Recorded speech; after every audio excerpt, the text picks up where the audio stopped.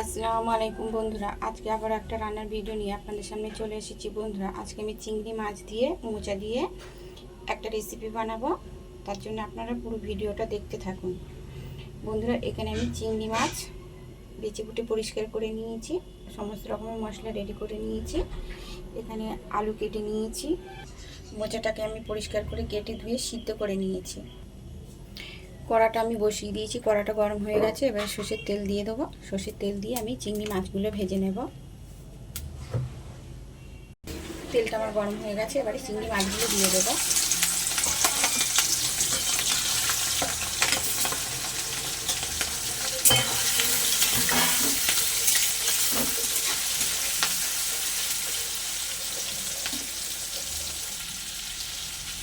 চিংড়ি মাছগুলো ভাজা হয়ে গেছে, এবার আমি তুলে নেব।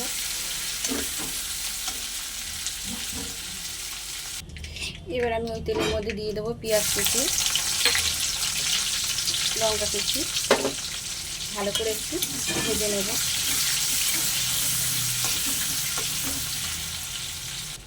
পেঁয়াজটা লঙ্কাটা আমার ভাজা হয়ে গেছে, এবার কেটে রাখা আলুটা দিয়ে দেবো।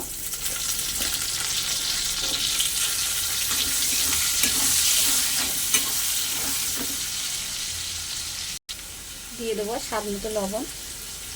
লবণটা দিয়ে আলুটা আর একটু ভালো করে ভাজা ভাজা করে নেব।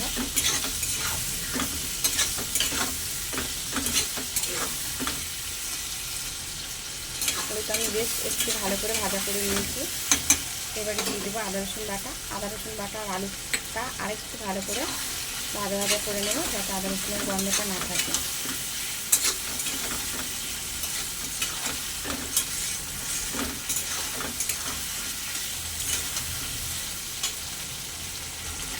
এবারে আমি দিয়ে দেবো সিদ্ধ করে রাখা মোচা। মোচা আর আলু আরেকটু ভালো করে আমি কষে নেব।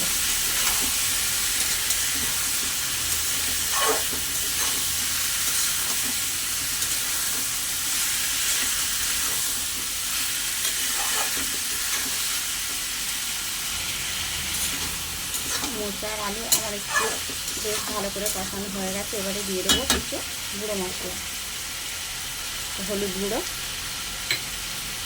জিরে ধনে মরিচ একসঙ্গে গুঁড়ো, কাশ্মীরি লঙ্কার গুঁড়ো কালারের জন্য, ঝালের জন্য সানরাইজের লঙ্কার গুঁড়ো।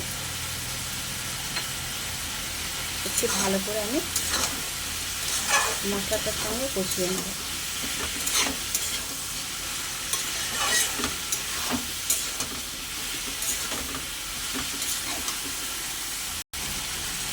অল্প একটু জল দিয়ে আরেকটু ভালো করে কষে নেব।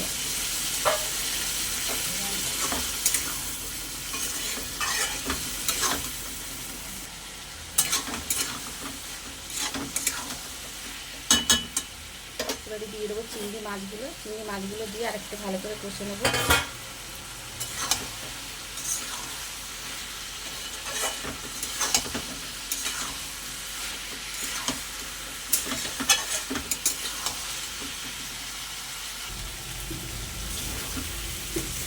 খুব ভালো করে আমার কষানো হয়ে গেছে।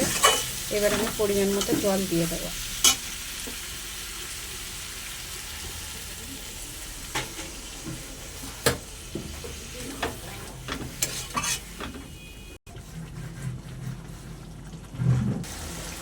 এবারে দিয়ে দেবো স্বাদের জন্য অল্প একটু চিনি।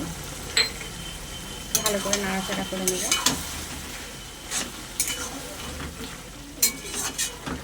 বন্ধুরা, ফিরে আসছি 10 মিনিট পরে। বন্ধুরা, চিংড়ি মাছ দিয়ে মোচার রেসিপি একদম রেডি। আমার রেসিপিটা যদি আপনাদের ভালো লেগে থাকে তাহলে অবশ্যই লাইক, কমেন্ট এবং সাবস্ক্রাইব করবেন। সাবস্ক্রাইব করে বন্ধু হয়ে আমার পাশে থাকবেন। সবাই সুস্থ থাকবেন, সাবধানে থাকবেন। ধন্যবাদ।